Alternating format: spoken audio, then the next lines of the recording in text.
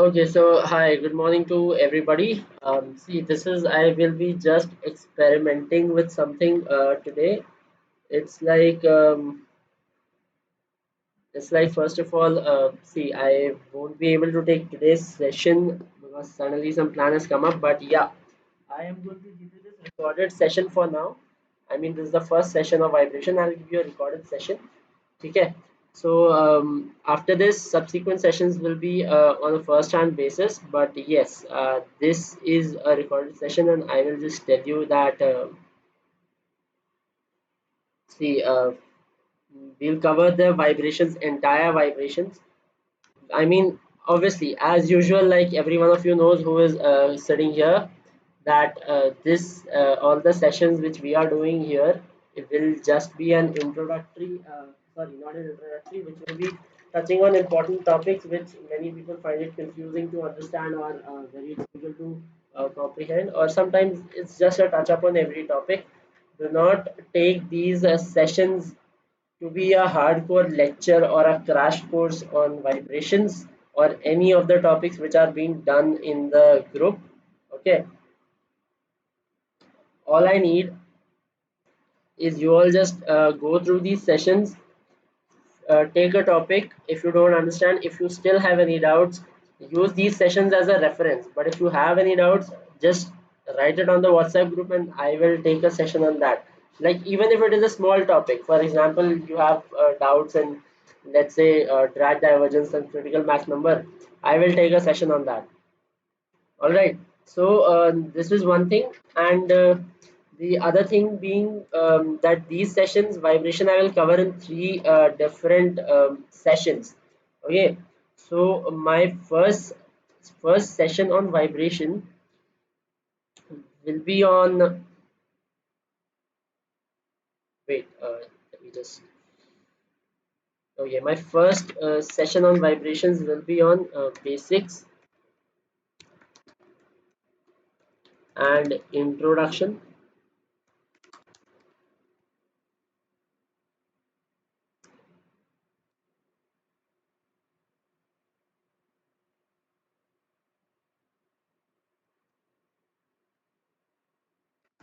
Then second will we will focus. Okay, the first will also include um, damping or damped vibration. Basically, we'll see on different dampings. Then the second session includes Coulomb damping. Okay, so if you all don't know what is Coulomb damping, I will just, yeah, in this session I'll explain Coulomb damping, which is very important, and forced vibration. Force vibration. Okay, then the third and the last session we will cover 2DOF. Okay, so what I wish to tell you from these sessions are that, see, vibrations is an exceptionally easy subject. Okay, gate may, in gate exam, you get questions from vibrations of around, I think, somewhere 5 to 10 marks. 5 to 10 marks, I think it will be more. Let's say, I think, how much you get in 2021 we got approximately, I have not seen 2022 paper, so I think it was 4 to 6 marks. So 4 to 6 easy marks you can get from vibrations. It is good and it is easy to understand. Okay, so I don't want anyone to be messing around with vibration, because it's an easy. Do not let this topic go out of your hand, because questions which come are always easy, and none of these questions will even cause trouble. You can easily score marks. Most of the questions which you get in vibrations will be from NAT or Abjo 2021 से start हुआ है MSQ. All right. So you will get these questions more. Don't worry. After all the three sessions are done, we will practice a few questions. Okay. So I guess it's time. So let's begin with the session for now. Okay. So first off, every vibration means an oscillation of an object around its mean position. Okay. So the first kind of vibration which we do not see, which we think that vibrations are always due to spring, but हमने हमारी life में पहला जो vibration या फिर oscillation पढ़ा है, that is nothing but a simple pendulum. Simple pendulum was our first ever oscillation जो हमने पढ़ा था हमारी लाइफ में. And anything which oscillates around a mean position, it has two extreme positions, the right extreme and the left extreme, and then there is a mean position.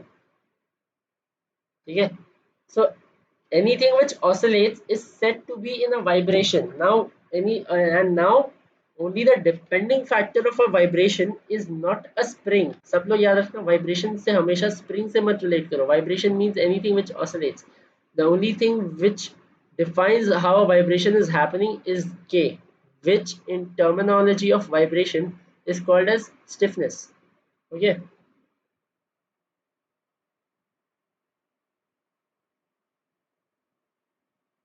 which in terminology of vibration is called as stiffness, right? So stiffness of anything, stiffness मतलब वो चीज कितनी constrained है move करने के लिए या फिर वो कितनी फ्री है मूव करने के लिए. So in a case of a pendulum the only stiffness जो हम लॉजिकली सोच सकते हैं, it can be provided by the mass of the bob. Alright, the only stiffness can be provided by mass of the bob and the air friction, if you can, if you are putting it into consideration. All right, mass of the bob, air friction, which is basically your drag that is happening on the bob. All right, so these two things can account to this pendulum. Either it will swing or it will dampen out. Air friction अगर नहीं हुआ तो it will keep swinging forever, and if it dampens out then there is no air friction. Okay, so there is one this K. Then there is mass of the element that is going to always define. ठीक है, कि इस element का मास कितना है, मतलब जो भी हमारा ऑब्जेक्ट है जो ऑसिलेट कर रहा है उसका हमारा मास कितना है. What is the mass which is going to keep moving. Okay, so I'm not going to get into deep derivation of this, but I will always suggest you a book called SS Rao. Don't worry, ये link तुम्हें मिल जाएगा. ये जो PPT है, जो white board जहाँ पे मैं लिख रहा हूँ, SS Rao is a book. Start doing this book for vibrations. It is best. Questions SS Rao की अच्छे हैं. Then your solution manual also. So you can do all kinds of question and practice everything from SS Rao. Now once again I am telling you, बहुत लोग gate exam की preparation के वक्त they keep referring too many books and too many places. Please do not do that. एक book पे focus करो, एक book पे ट्रस्ट करो, build your concepts and that's it. उसके बाद अपने questions करो, get previous year questions. Okay, अगर बुक्स पे बुक्स करते रहोगे you don't have a time at all. अब सितंबर आ गया, I hope you all are revising everything what you have done until now. ठीक है, so right now let's see this is a fix plane जिसका coefficient of friction 0 है. If you have a 0 coefficient of friction then ये मेरा object है m. I start to pull it, not pull it, let's say मैंने इस object को, now there is अ इस now the questions में डिफरेंस होता है. Okay, lot of questions have a difference. ठीक है, some question says कि this is displaced. Sorry, there are two words जो questions में तुम्हें ध्यान रखना होगा. First is moved and the other word is displaced.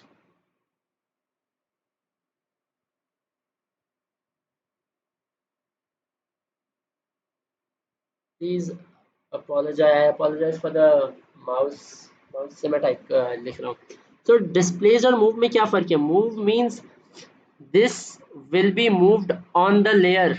ये इसी लेयर के साथ मूव करेगा एक पोजीशन पे जहां हम उसे लेकर जाना चाहते हैं. लेट्स से वो आर राइट एक्सट्रीम पोजीशन है. डिस्प्लेस मतलब मैं या तो उसे मूव कर दूं या मैं उसे उठाकर यहाँ पे सीधे रख दूं.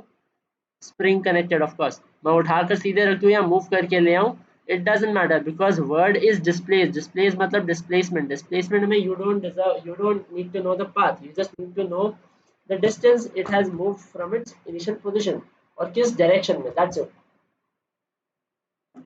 तो याद रखना, displaced means displacement, it's a vector quantity. तुम्हें याद रखना होगा ये किस डायरेक्शन में मूव किया, क्वेश्चन में दिया होगा. Then there is something called move. when I move this entire block in at some position. Okay, so this is two things जो question में दिया होगा, and you have to mention it accordingly in your formulas. ठीक है कि what are you doing it, right? So let's get back to solving something.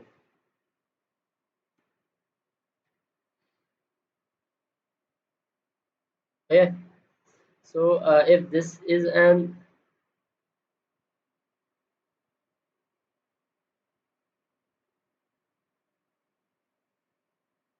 mass of a block, and इस mass of a block को मैं उसके mean position से उठाकर I won't do the derivation, उसके मैं right extreme position पर ले आऊँ. Let's say the displacement over here is x, ठीक है, and the stiffness in the spring is k. So इसका जो equation बनता है, you all know this is mx double dot plus kx. Derive करने के लिए there are a lot of ways. You can use the force method or you can use the work energy method. I will prefer कि you use work energy method in all the cases. Rayleigh's भी हो सकता है where you use inertia and pseudo inertia, pseudo forces. All right. So, but I will prefer work energy method is better. बाकी सारे case में मतलब कुछ भी दे सकते हैं, वो ऐसे करके एक ग्रुप दे सकते हैं इस बॉल के अंदर, एंड दे टेल यू कि हमने इसे सेंटर ये है, हमने इसे यहाँ से डिस्प्लेस किया, इसका ऑसिलेशन बताओ, मतलब ओमेगा बताओ. ऑलराइट, सो इन हर केसेस के लिए I will prefer, if such complex cases are there then I will prefer the method जहाँ पे मोमेंट ऑफ इनर्शिया यूज होता है, that is your Rayleigh method. Alright, Rayleigh method to solve your vibration problems. Otherwise अगर complex नहीं है तो work energy problem से solve हो जाता है. So everybody I just suggest you to prefer work energy method. Right, so when you have this formula you should always remember few things. Mean पर when the object is coming, यहाँ से अगर मान लो वापस आता है एकदम जोर से, तो यहाँ पे मीन पे इसकी वेलोसिटी मैक्सिमम होती है, ठीक है. और अगर ये यहाँ से वापस आ रहा है, just is taking a U turn, तो at some play at the extremes always, right हो या लेफ्ट हो, so v at r is equal to v at l. Extremes पे वेलोसिटी हमेशा जीरो होगी, and since it is accelerating, see now acceleration बहुत important है. And v क्या होता है as per your formula, v is omega into r. तो यहाँ पे क्या होगा, ओमेगा इंटू एक्स. ये तुम्हारा वेलोसिटी का फॉर्मूला होता है. Omega is basically your angular frequency, ठीक है. Now I'll tell you acceleration. Since it's going there, but it has to come back. That means इसका acceleration negative होगा because the spring is also going to pull it back. Pull back मतलब acceleration पीछे की तरफ. So अगर acceleration is basically velocity into r, ठीक है, sorry, velocity divided by ये angular frequency into velocity. So what do you get? Acceleration is omega square into x. But acceleration is retarding, so acceleration हमेशा minus होगा. Alright. You can solve this equation by taking x is equal to a cos theta or a sin theta, right? Now from here, I'll tell you one thing. It's something very important, and I need all of you to pay a bit of attention over here. Okay. Now, lot of people, तुम school में जाओ, colleges कहीं भी जाओ, your teachers would be saying कि अरे x में you can put any of these. You can either put a cos theta, sorry, let's say cos omega t plus phi, or you can put sine. It doesn't matter because both are actually a trigonometric function which are periodic and they can define oscillation. So तुम cos use करो या sin use करो, it doesn't matter. Okay, but I will tell you it does matter. How? This is the graph of cos. यहाँ पे x है, this line is x and this line is t. Okay, this is the graph of cos. यहाँ पे maximum value 1, minimum value -1. 1 2 minus 1. This is the graph of cos. It starts from 1. That means x is equal to 0 पे ये 1 पे होगा. That means x is equal to 0 पर इसकी कोई value होगी which will be given somewhat, let's say x naught. Okay. Now sine का curve कैसा आता है? You all know साइन का कर्व कुछ ऐसा आता है. That means साइन के केस में x is equal to 0 पर इसकी वैल्यू 0 ही होने वाली है. But interestingly now you are going to question कि अगर x इज इक्वल टू 0 पे x नॉट मान लो हमने डिस्प्लेस कर दिया. लेट्स से ये डिस्टेंस मेरा x नॉट है. तो यू आर सेइंग कि चलो इट इज अंडरस्टूड कि अगर ये x नॉट पे है तो स्प्रिंग फोर्स पीछे की तरफ लग रहा होगा k times x not. And now we understand कि हाँ चलो अब स्प्रिंग फोर्स पीछे लग रहा है, इट्स रिटार्डिंग. और जब ये मेन पोजीशन से लेफ्ट में आ जाएगा तो स्प्रिंग फोर्स इस डायरेक्शन में लगेगा. So it is always going to retard. So yeah, we can visualize the oscillation. But sine के केस में कैसे हो रहा है? साइन के केस में तो ये मीन पोजीशन पर ही है, x is equal to 0 पे x is equal to 0 पर है. But then how is it going to oscillate? So the answer to this is there are basically two things. Okay, you either give it an initial velocity x dot of 0, x dot at 0, ठीक है, will not be equal to 0. इसकी कोई velocity होगी initially. वो velocity start going to give an acceleration of omega square x, and that acceleration is going to be reflected in your acceleration, and then वो force से pull होगा. This is one way कि sin x is equal to 0 से ये oscillate कैसे करेगा. Either you give it a velocity, or which is I think perhaps widely understood from the statements of problems, is कि ये already x is equal to 0 पे हमने displace कर दिया था. बट हमने जो हमारा स्टॉप वॉच है, जो हमने हमारा टाइमर है, हमने हमारा टाइमर तब स्टार्ट किया जब ये x इज इक्वल टू 0 पे इसकी वेलोसिटी, सॉरी इसका displacement x is equal to 0 पे था. जब ये मेन पोजीशन पर आया इस पे ऑलरेडी एक फोर्स लग रहा था यहाँ पे kx. But when it is at its mean position which is x is equal to 0, हमने अपना टाइमर स्टार्ट कर दिया. ठीक है. दिस मीन्स कि at x, this simply means कि x इक्वल 0 पे मतलब ये मूव कर रहा है. दैट मीन्स इसकी वेलोसिटी है. First condition already satisfied, right. First method already put into force. दोनों का मतलब यही हुआ है कि इसे राइट में या लेफ्ट में कहीं भी डिस्प्लेस करो एंड देन छोड़ दो. जब ये सेंटर में आए टाइमर स्टार्ट करो, वहां से तुम्हारी रीडिंग नोट कर लो. That means simply that is how x is equal to 0 पे ऑसिलेट करेगा. ठीक है. So this is your first basic introduction. Now see, I am not doing any kind of questions over here, derivation and everything. I'm just giving you basic intro to how you should see your vibrations. This is something which very few people are going to give you a clarity on. Alright, question करते करते तुम समझ जाओगे, problems देखते देखते समझ जाओगे, but starting में ये clarity होना ज़रूरत है, because lot of people don't understand cos and sin का significance क्या है. Many people are going to say cos ले लो sin ले लो. Yes, you can take anything when there is no need of initial condition. cos low sin लो कोई फर्क नहीं पड़ता जब तुम्हें initial condition की जरूरत नहीं है. but when you need initial condition, you have to keep in mind कि sin लेना है या cos लेना है. okay, so next what we are going to see in basics. पहले तो अब हमने ऑसिलेशन की बात कर ली. Any oscillating body in a periodic motion is, sorry, any body which is in a periodic motion is said to be in oscillation. alright, but now let's see springs कैसे काम करते हैं. तो एक बहुत important formula है springs की एकदम शुरुआत से, which I like to tell you is d to the power 4. don't worry, मैं अभी बताऊंगा इनका क्या मतलब होता है. d to the power 4 g upon, wait कहाँ लिखा था form, 8 times d cube into n, 8 times d cube into n.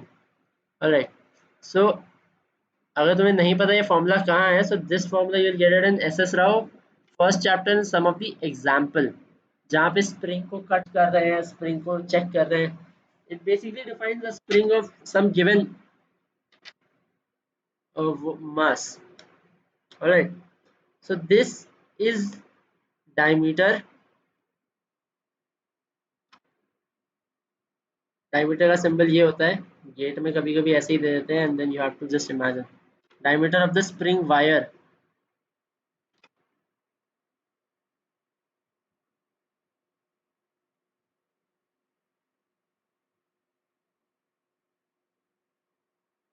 This is a rigidity modulus of rigidity.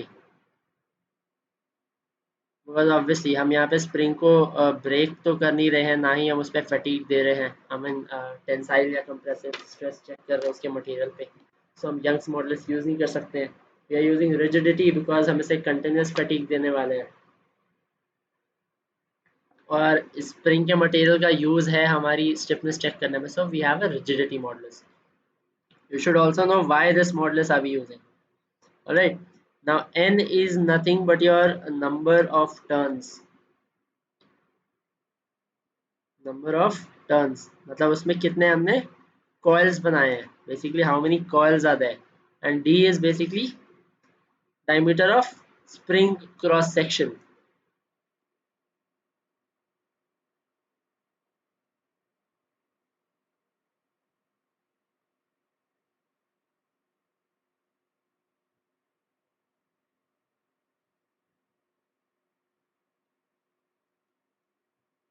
Spring cross section या. सो अब यहाँ पे बहुत एक अच्छी चीज पता चलती है हमें कि this stiffness is inversely proportional to number of turns.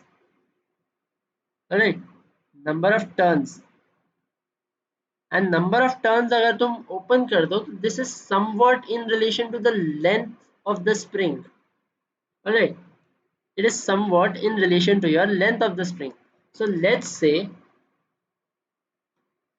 I have a spring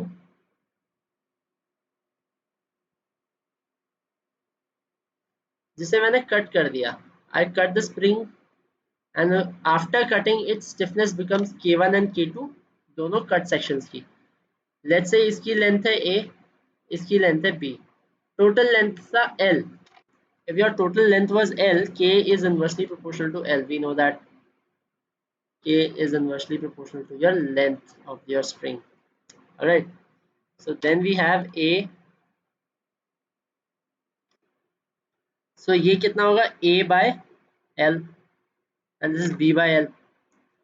If you're keeping it in ratios, on what ratio your spring has been cut, so it is A by L and B by L. Alright, so after you've taken this, you see K1 is equal to L by A, inversely proportional to length है ना. So your K1 will become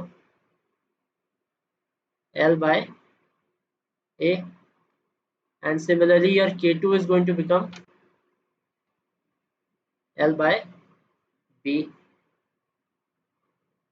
So interestingly, if you see, जितना छोटा cut होगा stiffness उतनी ज्यादा होगी.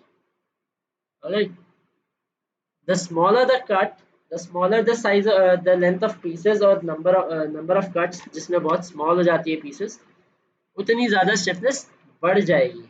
Alright, so from this you can easily gonna see that if you say, let's say A is equal to B, for example in some cases, ये बस एक numerical advantage, एक एग्जांपल बता रहा हूँ मैं तुम्हें, इसमें इट्स नथिंग अ फॉर्मूला. अगर let's say for example A is equal to B, मैंने लेंथ का हाफ कर दिया, ओरिजिनल लेंथ इसकी L थी, मैंने L का हाफ कर दिया. सो जो मेरे स्प्रिंग्स होंगे, the K1 is equal to K2, you will see it is 2 times your length. That means your stiffness has doubled. Alright, तुम हाफ करते हो, ये डबल हो जाता है. So you have to remember this thing. Right, so I hope you all understood the cutting of the thing. उसके लिए ये फॉर्मूला बहुत इंपॉर्टेंट है. Right, so next Next, what we are going to do is, next we I call it, let's say, now you have to understand spring combinations. बहुत आसान है, इसमें मुझे पढ़ाने की ज़रूरत नहीं पड़ती है, ठीक है। Now there are two springs, let's say they are in series K1 and K2। जब दो स्प्रिंग्स सीरीज में होते हैं तो उनका इक्विवेलेंट इज ऑलवेज, ऐसे लिखता हूँ, when springs are in series your equivalent is the sum of their reciprocals,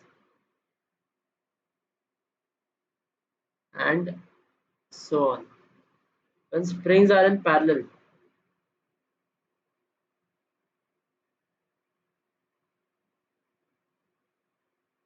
then your equivalent spring is simply the sum of them.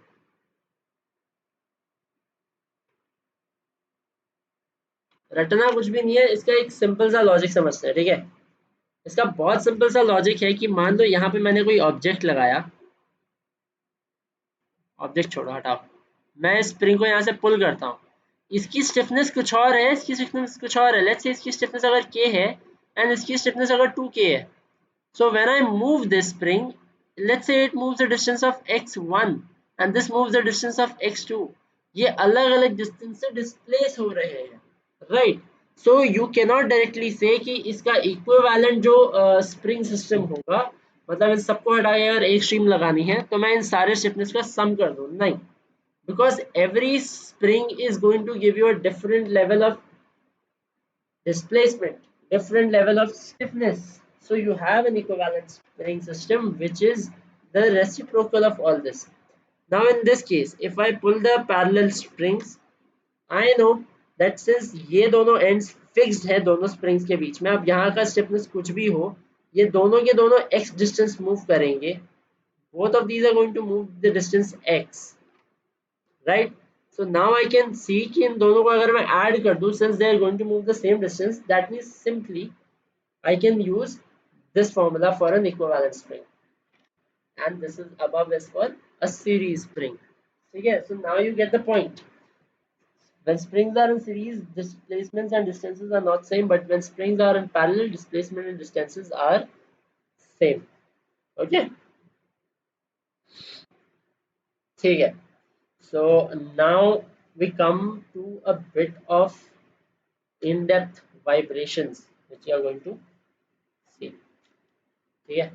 So now let's say I am going to add a certain kind of damper. Yeah. So when this is my actual spring equation which is damped, Cx dot, जिनको नहीं पता C क्या है, C is basically your velocity वाला coefficient which is your damper. Y velocity और mass acceleration से क्यों related है, because यहाँ पे न्यूटन्स फर्स्ट लॉ लगता है,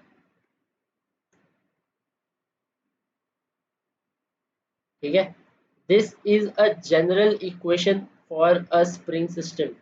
गेट में अगर क्वेश्चन आ गया कि what is right the general equation, यहाँ पे जीरो मत कर देना एलएचएस में, because general equation will always have a forcing function जो स्प्रिंग को फोर्स कर रहा होगा, ठीक है।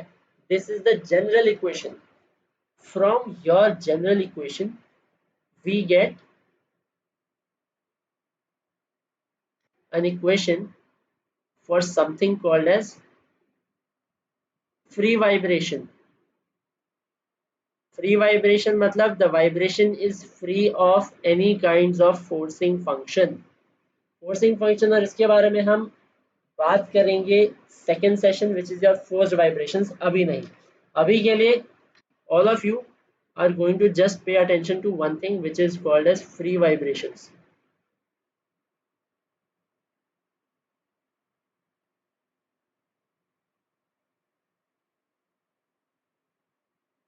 Which is called as free vibration, right? So this is where we are going to focus right now, free vibrations. Now free vibrations has this one thing: if you have a damper or you don't have a damper, that's it. This is, अगर ये मैं zero कर दूं, if C is zero, then यहाँ पे कहते हैं free undamped, क्योंकि ये फ्री है ना, जीरो यहाँ पे एलएचएस में है, free undamped.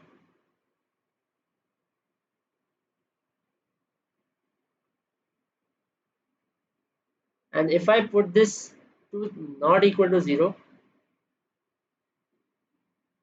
this is called as free damped.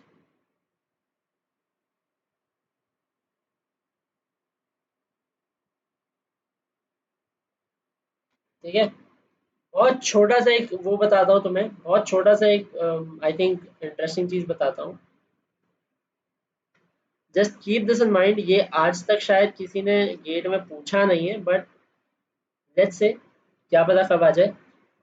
Now हमें पता है फ्री वाइब्रेशंस के केस में दो होते हैं cases, free vibrations has two types, undamped and damped, right.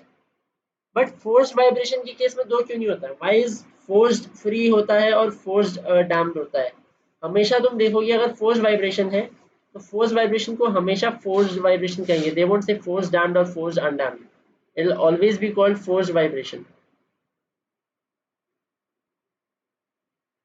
But या some books do teach you forced damped and forced undamped. Undamped कभी नहीं सिखाएंगे, वो हमेशा फोर्स्ड डैम्प्ड लिखेंगे, forced damped vibration, forced undamped नहीं लिखने वाले। Why? Because the answer lies over here। पहला ग्राफ जहां पे मैंने बताया था mu is equal to zero, एक बार तुमने वाइब्रेशन दे दिया, उसके बाद तुम्हें कुछ करने की जरूरत नहीं है, वो ऑसिलेट करता रहेगा, तो उसमें तुम फोर्स लगाओ या ना लगाओ एक ही बराबर है। So that is why you don't say forced undamped vibration, इसीलिए फोर्स्ड वाइब्रेशन होता है या फिर फोर्स्ड डैम्प्ड वाइब्रेशन होता है। फोर्स में डैम्पिंग होना नेसेसरी है, तभी तो तुम फोर्स लगाओगे कॉन्स्टेंटली। फोर्स मींस फोर्स, यहाँ पे भी फोर्स लग रहा है, तुम कहोगे कि यार हमने, हम इसे भी तो फोर्स कह सकते हैं कि हम किसी फोर्स से या कांस्टेंट एक्सेलरेशन से या फिर कांस्टेंट वेलोसिटी से अगर हम इसे खींच रहे हैं तो स्प्रिंग फोर्स लग रहा है। That is spring force, that is internally acting, ये सिस्टम का फोर्स है, एक्सटर्नली अप्लाइड फोर्स नहीं है। अगर तुम एक्सटर्नली इस पर फोर्स लगाते तो इसमें एक एक्सेलरेशन होती है, स्प्रिंग फोर्स में यू म्यू एक्स स्क्वायर के साथ एक और टर्म आता है विच इज योर फोर्सिंग का एक्सेलरेशन, बेसिकली योर फोर्सिंग का angular velocity, right.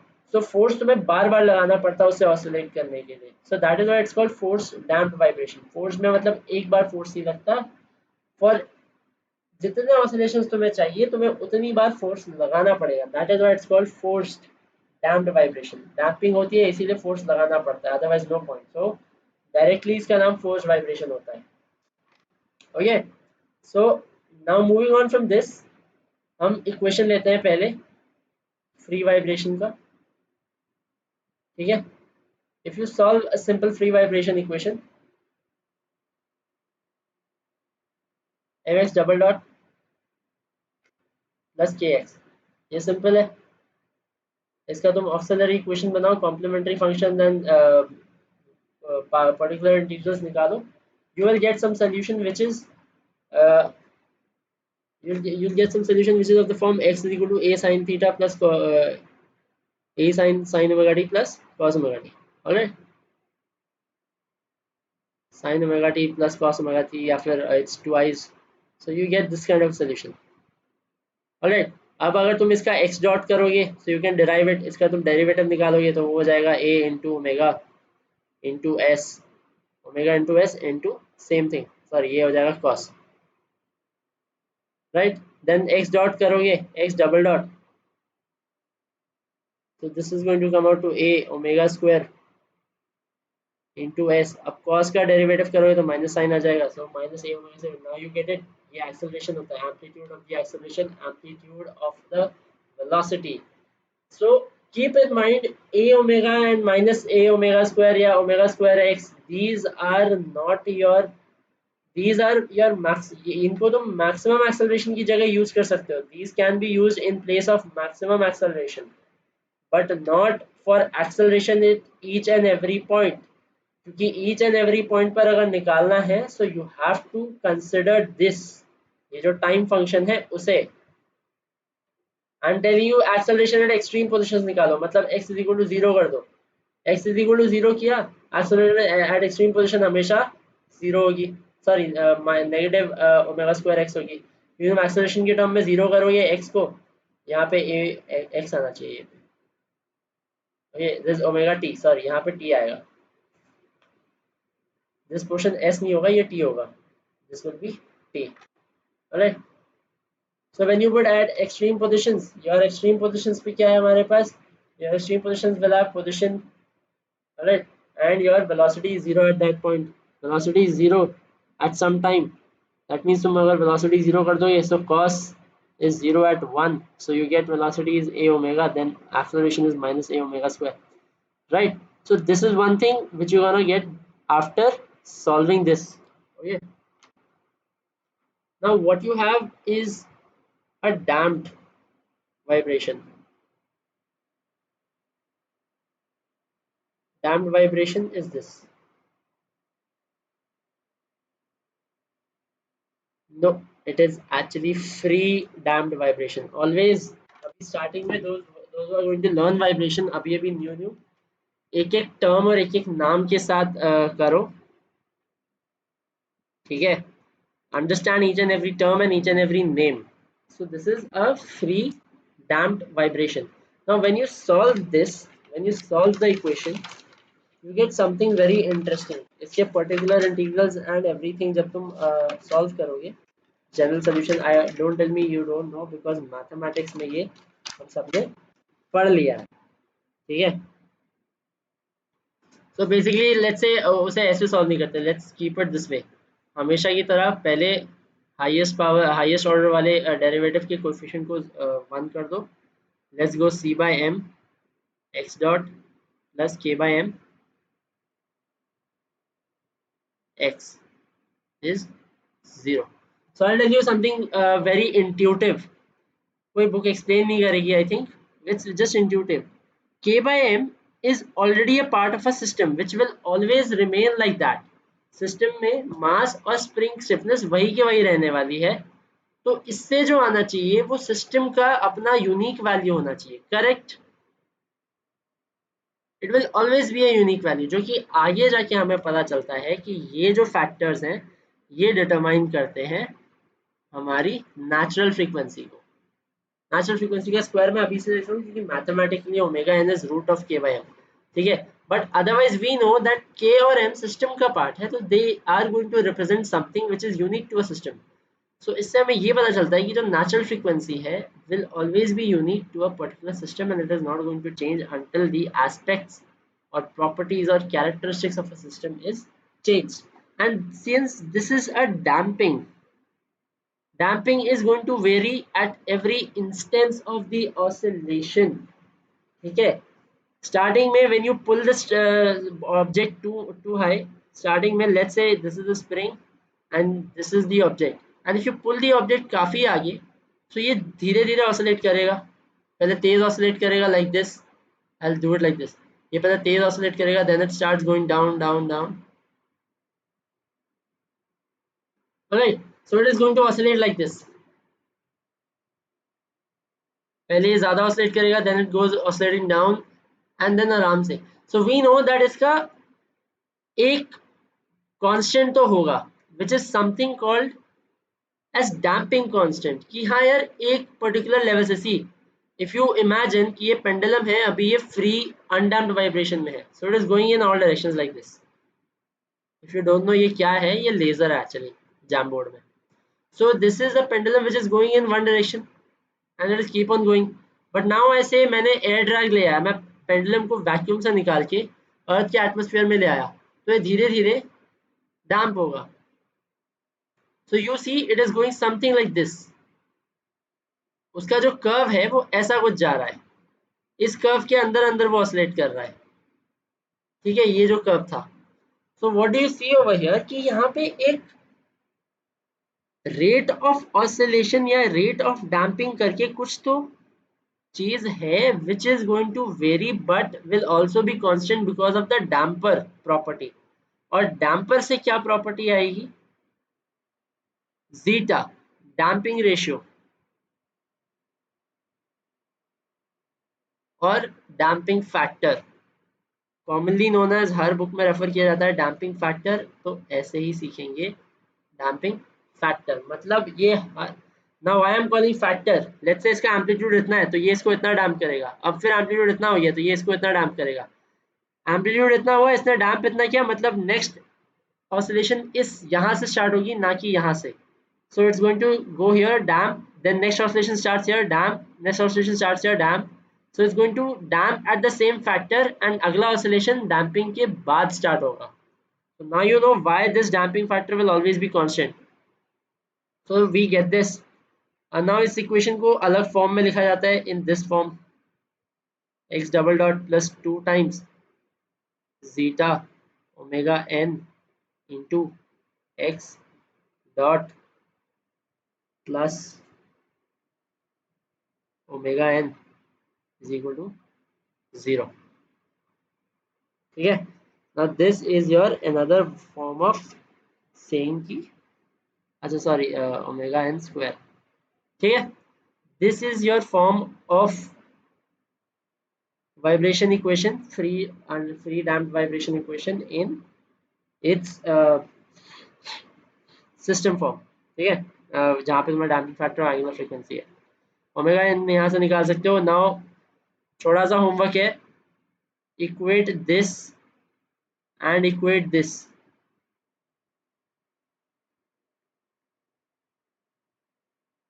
it's a very small homework, equate this and this, c by m is equal to 2 zeta m karo, then tell me the value of zeta, you are going to tell me the value of zeta, ठीक है, you'll get a value of zeta, zeta की value आ जाएगी, now zeta has something interesting, damping factor है, तो damping factor में कुछ तो interesting होना चाहिए, if I say this is zeta then this is something and this is something, something something कुछ नहीं कर रहा, जब उसे सॉल्व करोगे इसकी वैल्यू ये आने वाली है 2 times m k, ठीक है।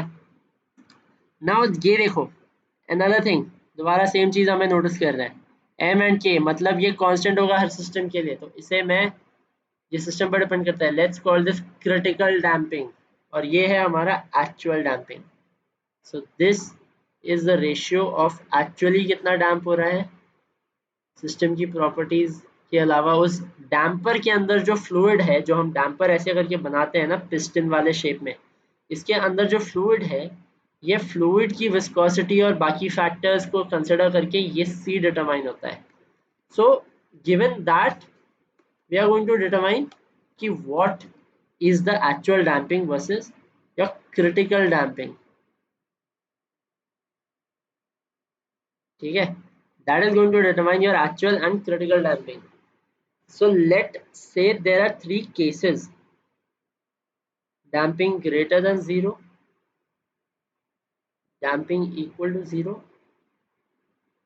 and damping factor less than 0, ठीक है, एक एक करके स्टडी करते हैं। When my zeta is greater than 0, damping factor positive है, sorry zeta not equal to 0, वो तो अनडैम्प्ड हो जाएगा, फिर zeta will be equal to 1।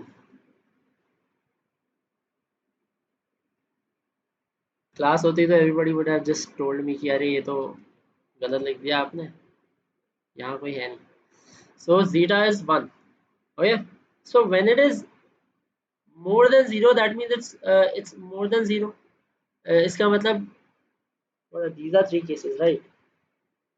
zeta के these 3 cases are there, more than 0, less than, oh sorry, these are not actually zeros, my bad, what am I doing, वही मैं सोचूं, more than 0 और 1 में तो कोई फर्क पड़ा ही नहीं, फिर this is more than 1, guys, let's just correct this and sorry for this, more than 1, less than 1, so more than 1 पे कंसिडर करते हैं, why we not going less than 1, उसका रीजन ये होता है 0 और 1 के बीच में कुछ नहीं होता, because it gets very less, कोई उसका मतलब नहीं बनता, बिकॉज क्रिटिकल डैम्पिंग से नीचे तो तुम जा नहीं सकते हो, 0.1 की वैल्यूज तुम ले नहीं सकते हो, एक्चुअल डैम्पिंग क्रिटिकल डैम्पिंग से ज़्यादा ही होनी चाहिए, अगर उससे कम हुई तो कोई फर्क पड़ेगा नहीं, उससे फर्क ये पड़ेगा वो 1 से नीचे हुई, critical damping is this is the basis, इससे नीचे नहीं जा सकते हो, अदरवाइज वो 0 हो जाएगा। मतलब 0 और 1 के बीच में आ जाएगा, पॉइंट समथिंग, ठीक है। Most of it you get that values in the cases of less than 1. Otherwise you can get all kind of values, but critical and critical is conditional, ठीक है। I send you a good video on this. You'll get a better understanding of overdamped and underdamped. So if it is greater than 1, you call this system to be overdamped system. Alright, so this is an overdamped system.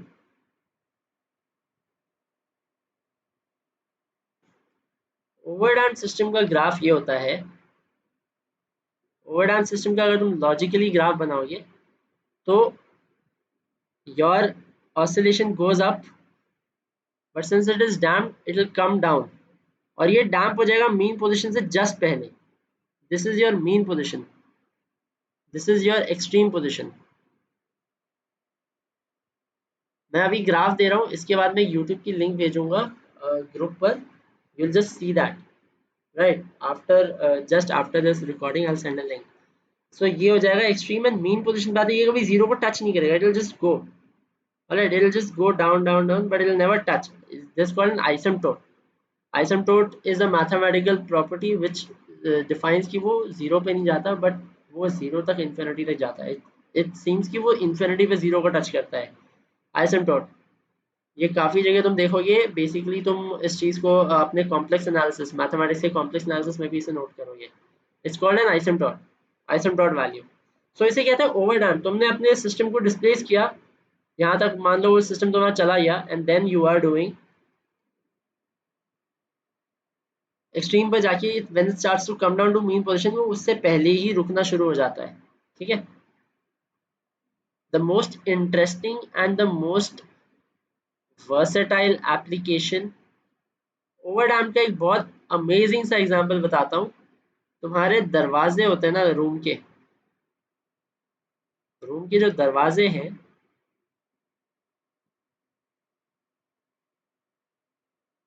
इन दरवाजों के पीछे तुम यहाँ एक वो लगाते हो damper, और यहाँ से एक रॉड कनेक्ट करते हो।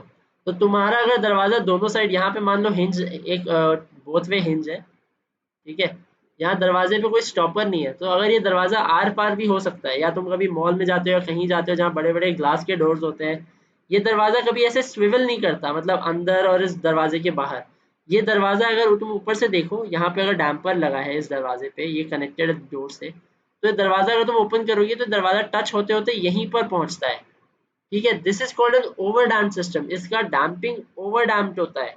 तो कभी क्वेश्चन में आया ना कि डोर डैम्पर लगा है, तो हमेशा दिमाग में लगा लेना कि डोर डैम्पर कभी ऐसे स्विवल नहीं कराएगा, वरना उसका क्या फायदा।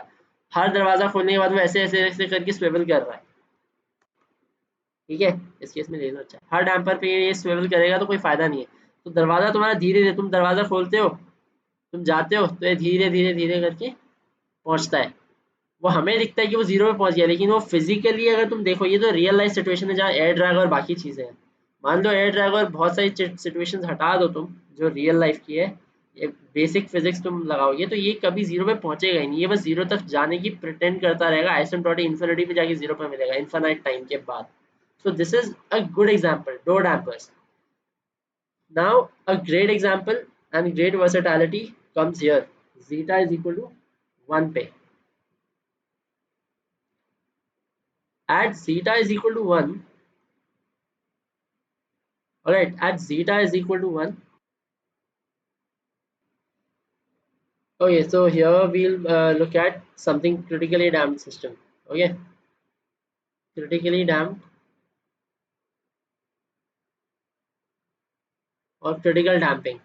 critical damping का ग्राफ कुछ ऐसा आता है। critical damping means तुम्हारा ऑब्जेक्ट डिस्प्लेस तो हुआ है, लेट्स से यहाँ पे डिस्प्लेस हुआ था ऑलरेडी, वो डिस्प्लेस हुआ है and it is just decaying, इसका कोई बैक नहीं है, मतलब ये नीचे नहीं आ रहा, it's not going to the other extreme, ठीक है। This is critically damping.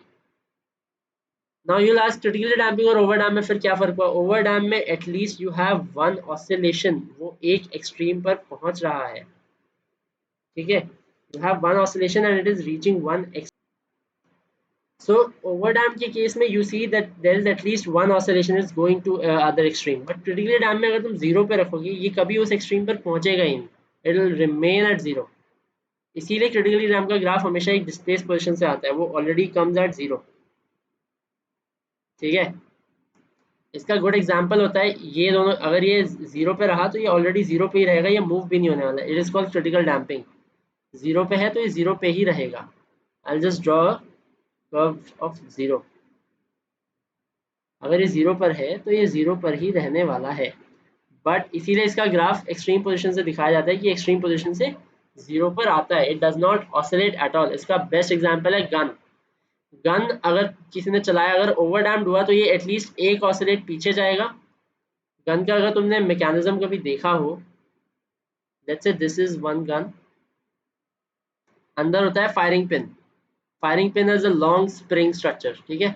Firing pin होता है और यहाँ पे ट्रिगर होता है, सॉरी यहाँ पे अगर बुलेट तुम्हारी चेम्बर में है and then there is a trigger behind it.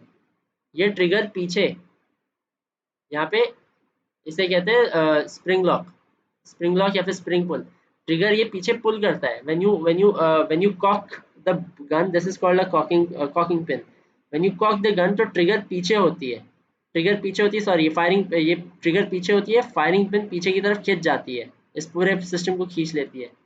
सो ये ऑलरेडी डिस्प्लेस पोजीशन पर आ जाता है when you cock the gun, then when you fire ये स्प्रिंग आगे जाती है and it stays at the mean position itself. ये उससे आगे जाएगी ना, तो तुम्हारा ये जो ऊपर का जो ये पूरा कॉकिंग मैकेनिज्म होता है जिसको पीछे करते हैं हम लोग, वो ऐसे ऐसे होता रहेगा, और जब ऐसे ऐसे होगा तो ये अगला बुलेट लोड करने में तब तब लेगा जब ये मेन पोजीशन पर आ जाएगा। That is why since you have to load the next bullet again when it comes back to the main position, that is why gun is the best example for critically damped system।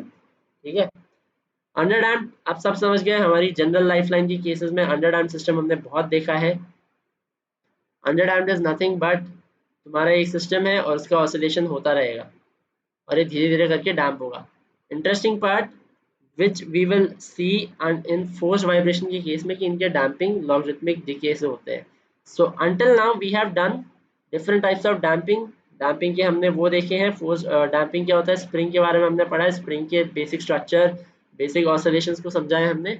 So this is your session for today and I would just like to thank you if you have viewed this video, और अगर ये पसंद आया होगा तो इस चीज़ को एक बार अंडरस्टैंड कर लेना अपने सिस्टम को, ठीक है। So I'll end the session right now. Thank you guys.